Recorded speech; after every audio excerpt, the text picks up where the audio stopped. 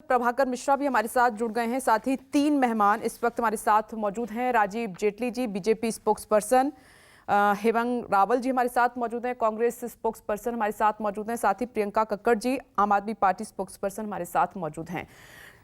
Supreme court से प्रभाकर मिश्रा मेरे साथ मौजूद हैं। प्रभाकर, जब इस तरीके के मामले इंसाफ के लिए कोर्ट पहुंचते हैं तो किस तरह का नजरिया कोर्ट का रहा है, कितनी जल्दी इंसाफ मिला है, और देश में कौन तय करेगा कि आगे से इस तरीके के ये बड़ी लापरवाही वाले इतनी बड़ी घटनाएं जिसमें बड़ी संख्या में लोगों की जान जा रही है ये ना हो?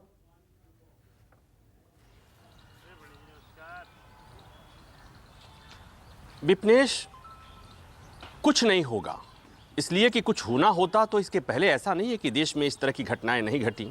घटनाओं के रुकने का सिलसिला नहीं रुकता है, इसलिए कि कोई भी जिम्मेवारी नहीं लेता है।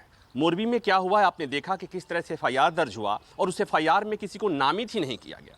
ये बताने के लिए काफ़ी है कि सरकारें कितनी गंभीर है, प्रशासन कितना गंभीर है। सुप्रीम कोर्ट में मामला आया है, सुप्रीम कोर्ट में एक वकील ने जनहित याचिका दायर कर दी। हो सकता है कि सुनवाई के लिए सुप्रीम कोर्ट में आए तो वहाँ पर सुप्रीम कोर्ट नोटिस जारी कर दे। स्टेट गवर्नमेंट की तरफ से उनके वकील, बड़े वकील खड़े हो जाएंगे और वो कहेंगे कि इस मामले में हमने जांच पहले से गठित कर दिया है, इसलिए इस कोर्ट को इसमें दखल नहीं देना चाहिए। बहुत कोर्ट करेगा तो कहेगा ठीक है, आप जांच रिपोर्ट हमको भेजिए, या हो सकता है कोर्ट इंडिपेंडेंट जांच का आदेश भी दे दे। लेकिन विपनेश, उस आदेश की रिपोर्ट पर जब कुछ होगा ही नहीं, होता ही नहीं है, तो फिर उसके मायने कुछ नहीं रह जाते हैं। और खासकर तब जिन लोगों ने अपनी जान गंवाई है, और इसे तो मैं कहता हूं कि ये जान गंवाई नहीं है, जान ली गई है। ये व्यवस्थागत हत्या मैं इसे कहूंगा। मैं बहुत सावधानी से शब्दों का इस्तेमाल करूंगा विपनेश, और मैं कर भी रहा हूं, और मैं इसीलिए कह रहा हूं क्योंकि अब शुरुआत कहां से हुई थी कि मिनिमम गवर्नमेंट और मैक्सिमम गवर्नेंस की बात हो रही थी। यहां पता चला कि मिनिमम गवर्नमेंट तो थी ही, मिनिमम लिस्ट गवर्नेंस हो गई। लोगों को अब प्राइवेट कंपनियों के भरोसे छोड़ दिया गया, मरने के लिए छोड़ दिया गया। अब भूपेंद्र जो बता रहे हैं कि वहां पर गुजरात में, मोरबी में, वहां के लोगों को पता ही नहीं है कि इस पुल की क्षमता कितनी है। सामान्यतः एक लिफ्ट में तक बताया जाता है कि इस लिफ्ट की क्षमता 5 लोगों की है, 6 लोगों की है, 12 लोगों की है।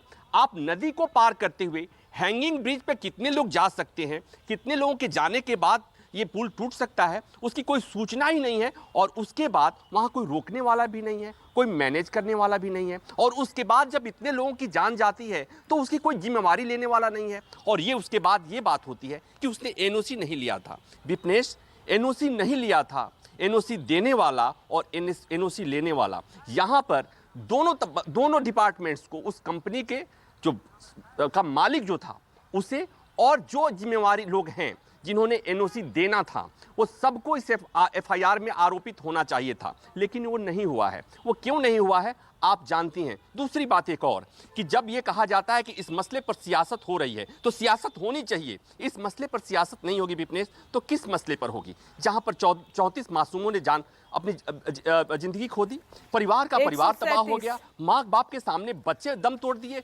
बच्चे अनाथ हो गए, और उसके बाद ये सियासत नहीं होगी तो किस मसले पर सियासत होगी? केवल सियासत लक्ष्मी गणेश पर होगी? केवल मंदिर मस्जिद पर सियासत होगी? ये जो जरूरी आम आदमी से जुड़े हुआ मसला है, आम आदमी की जिंदगी से जुड़ा हुआ मसला है, सियासत उस पर नहीं होगी?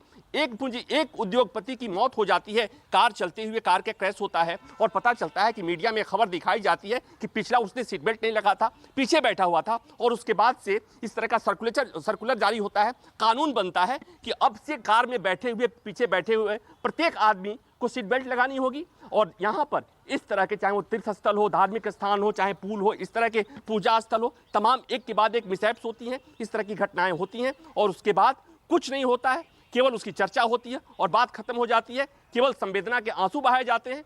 विपनेश, बहुत पीड़ा हो रही है इस मसले पर बात करते हुए, इस मसले को रिपोर्ट करते हुए, और तब पीड़ा और अधिक होती है जब हमारे में से कुछ पत्रकार, कुछ प्रबुद्ध वर्ग के लोग सरकार को डिफेंड करने के लिए ये कहते हैं कि जो लोग मर गए दरअसल वो दोषी थे, क्योंकि वो पुल पर चढ़कर उस पुल को हिलाने की कोशिश कर रहे थे। विपनेश, समाज हमारा मर रहा है, सरकारें मर गई, मिनिमम गवर्नमेंट के नाम पर सरकारें अपनी जिम्मेवारियों से पीछा छुड़ा रही हैं, और उसमें आप और हम जैसे सामान्य लोगों की मौतें हो रही हैं, और कोई जिम्मेवारी उठाने वाला नहीं है। अब ऐसे में देश की अदालतों से कम मैं एक आम आदमी के तौर पर, मुझे कुछ उम्मीदें नहीं दिख रही हैं, क्योंकि अगर उम्मीदें होती तो आज तक ऐसी जितनी घटनाएं घटती हैं केवल उसी समय चर्चा होती है और उसके बाद से सब लोग जलसों में शामिल हो जाते हैं, पॉलिटिकल रैलियां होती हैं, भाषण होते हैं और बातें केवल कह करके बातों में रह जाती है। विपनेश, तो मुझे बहुत पीड़ा हो रही है, मुझे बहुत उम्मीद नहीं है।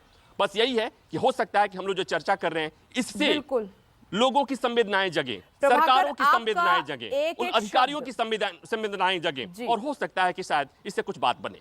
आपका एक एक शब्द, जो सवाल आपने उठाए हैं वो बहुत ही गंभीर हैं, ठीक हैं, और जब जिन जिन बयानों का आप जिक्र कर रहे हैं वो दर्द को और बढ़ाते हैं, क्योंकि उनको पता ही नहीं है कि कितना बड़ा हादसा हो गया है जिसमें तकरीबन 56 बच्चे मरे हैं। 137 का आंकड़ा ये हो चुका है, और भी बढ़ सकता है क्योंकि रेस्क्यू ऑपरेशन जारी है। नमस्कार, मैं हूं मानक गुप्ता। अगर आपको हमारा ये वीडियो पसंद आया हो तो इसे लाइक और शेयर जरूर करें, और हां, हमें सब्सक्राइब और फॉलो करना ना भूलें ताकि आप देश और दुनिया की कोई खबर मिस ना करें। तो जुड़े रहिए हमारे साथ और देखते रहिए न्यूज़ 24।